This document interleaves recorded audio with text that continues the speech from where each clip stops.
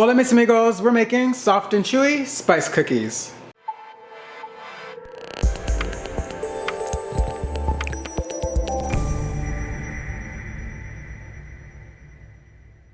We're going to be starting out with our dry ingredients. So here I have 2 cups of all-purpose flour. Now I am trying to keep my carb count low on this recipe just a little bit. It's still not going to be a keto recipe, but I'm going to lower it wherever I can. So I am using King Arthur's keto baking wheat flour as a substitute here. And we also have 1.5 teaspoons of baking soda. And to that we are going to add 1 teaspoon of ground ginger, 1/2 teaspoon of cinnamon, and 1/4 teaspoon of salt. And for more spices here, we're going to have 1/4 teaspoon of ground black pepper and 1/8 teaspoon of dry mustard, along with 1/8 teaspoon of ground cloves. And we're just going to get all of those spices nice and whisked together. Here in a stand mixer we have 1/2 cup or 1 stick or 4 ounces of softened butter. I am using unsalted butter since we do have salt in our dry ingredients. And to that we are going to add 3/4 cup of packed brown sugar, or whatever your favorite brown sugar substitute is. And no matter what recipe I'm making, I always go with dark brown sugar.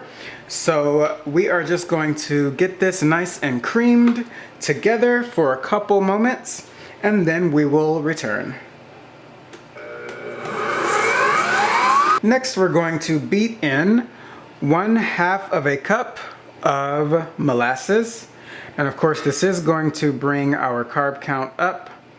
So once again, this is not a low carb recipe, but I am making it lower than if I had followed a traditional recipe.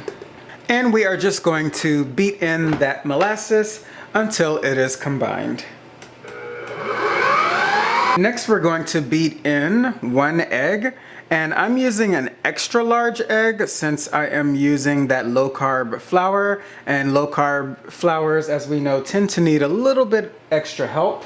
So that should give it some extra lift. And we are also going to add in 1 teaspoon of vanilla extract. I am going to use a vanilla bean paste. And we're just going to beat that until that is combined. Now that that is well combined, I have scraped the sides of the bowl, and now we are going to add in our dry ingredients carefully.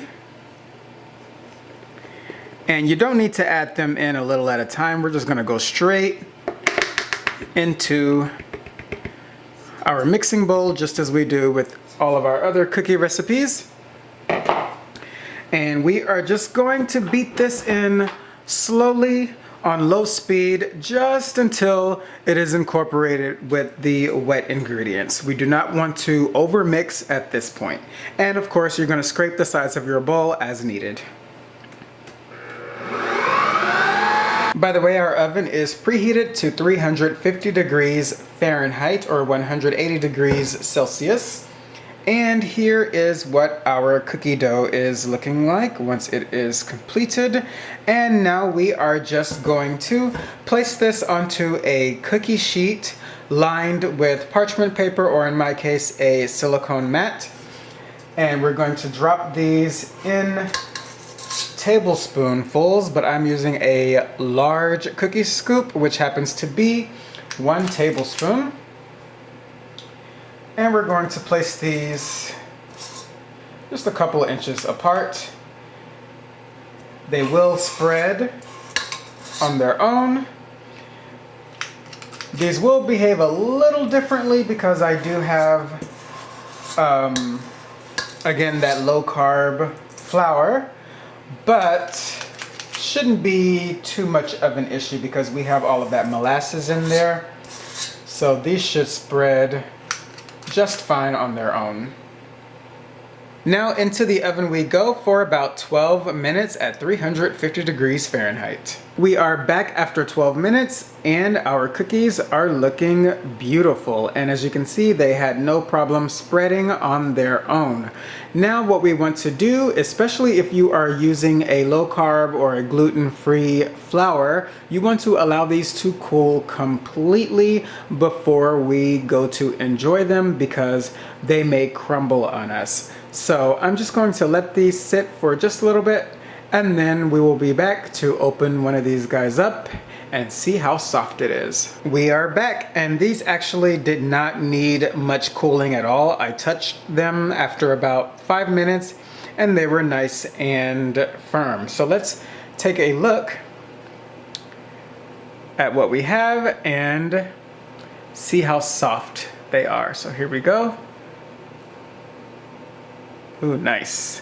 So the sides, I heard a little bit of a nice sort of a, I don't want to say crunchy, but like a crispiness.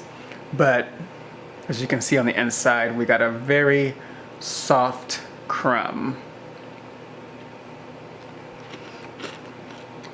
And the taste is spot on. Basically it tastes like a ginger snap, except not so snappy. Soft and chewy spice cookies. Enjoy, and I'll see you at the dinner table.